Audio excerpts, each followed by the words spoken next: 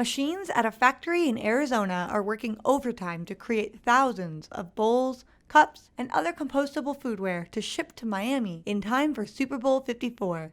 These items look and perform like plastic, but are fiber-based and can break down within 90 days. They're created by a company called Footprint, which has worked for years to keep plastics out of our oceans. As the official foodware sustainability partner for Super Bowl 54, Footprint joins a larger effort this year to be environmentally sustainable at an event that can otherwise generate a mountain of waste. We want to make sure that it is marine degradable, right? Because the whole point of us is we don't want to tell our children what the ocean used to look like. The Miami Super Bowl Host Committee is leading an Oceans to Everglades initiative this year that, among other goals, aims to have zero waste in the week of events leading up to the Super Bowl. We wanted to make sure that we are doing our part as a sustainable operation.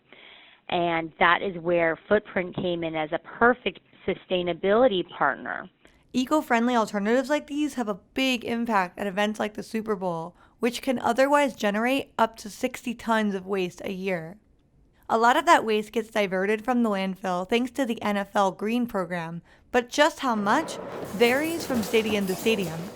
You have to have a good functional compost system and compost infrastructure in the community in order to get to zero waste. Although Miami's Hard Rock Stadium doesn't have the infrastructure in place yet, stadium managers recently set a goal to reduce plastic use by over 90% this year. Footprint products will mainly be used in events for the week preceding the Super Bowl.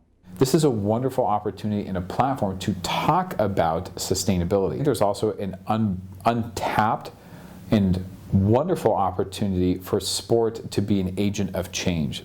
Footprint's fiber-based products might seem simple, but developing them took about 4 years of scientific experimentation and hundreds of millions of dollars in funding. So to get something like fiber to perform like plastic and provide that shelf life and shelf stability for the food, we saw as a real challenge. To create foodware, Footprint mixes up different fibers, mainly using recycled fibers like cardboard boxes.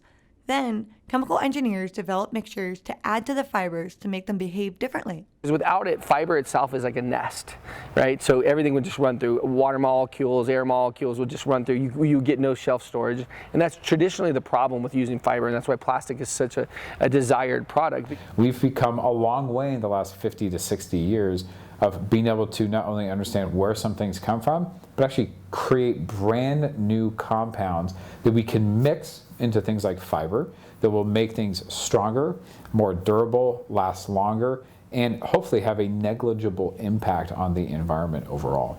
One Footprint employee, Jeff Bassett, says he's motivated to work on these products because of what he found last time he was at the beach. When I looked at the beach, I was actually able to see the plastics, the microplastics sitting in the sand.